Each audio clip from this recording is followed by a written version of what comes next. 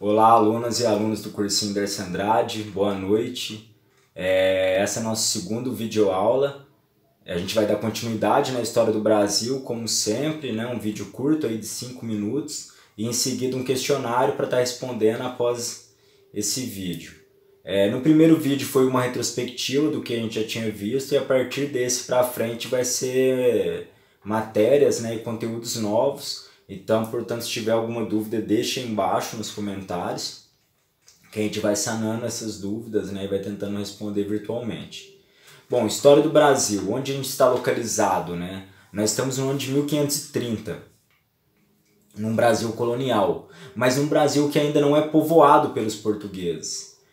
Num Brasil que ainda tem o português passando de passagem, chegando no litoral e levando o pau-brasil embora. Não havia ainda a ideia de povoar o território brasileiro, mas sim de explorar. Por isso que nós somos uma colônia de exploração e não de povoamento.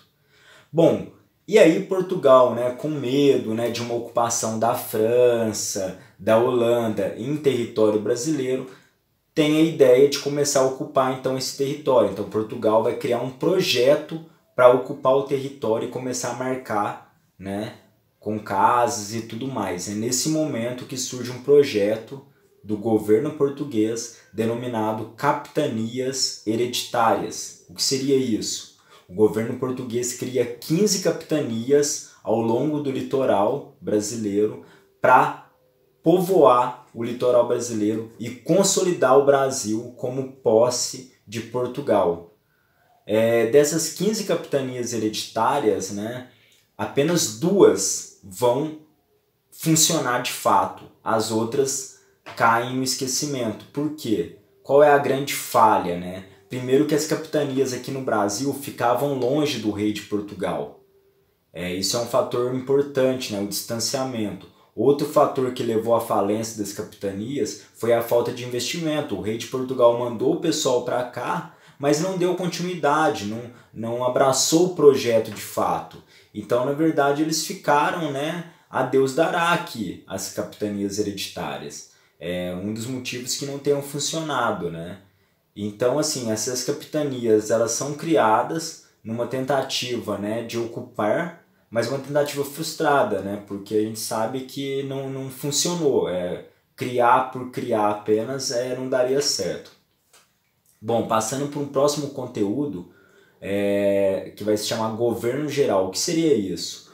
Para tentar solucionar o problema das capitanias hereditárias, o rei de Portugal, ao invés de trazer investimento para as capitanias, ele criou o governo geral. O que seria o governo geral? Um cara que mandaria nas capitanias, que vigiaria as capitanias, que seria o olho do rei em terras brasileiras para vigiar as capitanias. Não preciso nem dizer também que não dá certo, porque os capitães donatários não vão aceitar, né? Eles obedecem ao rei. Mas o governo geral vai ter algumas dificuldades de lidar com as capitanias, até mesmo pela distância de uma capitania para outra.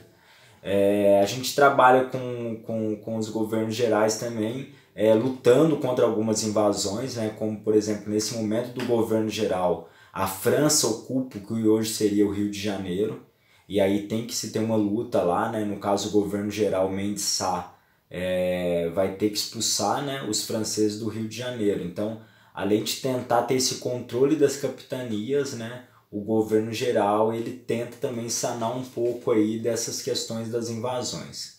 Esse seria o governo geral, nosso segundo conteúdo de hoje. E para fechar a nossa videoaula, né, nós temos aí o terceiro tópico, que é exatamente a mudança, né, no sentido de produção do Brasil. Até então a gente falava do pau-brasil, na base do escambo, né, com os índios, mas agora não, agora nós vamos ter a cana-de-açúcar no Nordeste. Então, o primeiro produto econômico do Brasil, pau-brasil.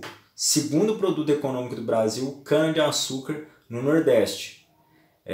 Nesse momento, né, que os índios não vão trabalhar nas canas-de-açúcar no Nordeste açucareiro, e aí tem-se a ideia, né, de buscar na África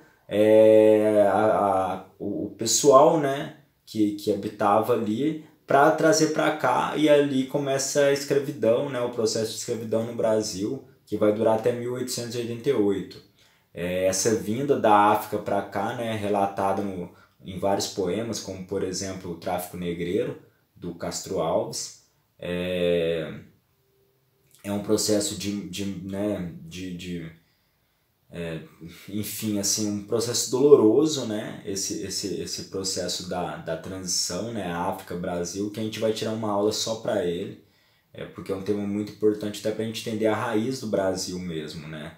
É uma matriz negada, né? Que é a matriz africana, assim como a indígena, né? Bom, pegando só esse enfoque da cana-de-açúcar, né, nós temos aí então os senhores de engenho nas casas grandes, né, com dezenas de cômodos, e de outro lado as senzalas, né, ficava ali cerca de 100, 150 negros numa senzala, que era um cômodo, né, sem janelas, com apenas uma porta, e em contraste a isso, a casa grande, né, com aquele todo espaço e abrigando 5, 6 pessoas apenas da família, né. Esse é o contexto do Nordeste açucareiro, onde está se produzindo muito açúcar. O açúcar é muito valioso nessa época, né. E nós temos um pouco desse contexto. Isso nós já estamos mais ou menos aí no ano de 1550 a 1570, tá bom? Então por hoje é só. Lembrando aí 3 conteúdos: falamos um pouco das capitanias hereditárias, falamos um pouco do governo geral e um pouco do Nordeste açucareiro. Espero que tenham gostado. Fica aí em seguida o questionário e até a próxima aula. Forte abraço!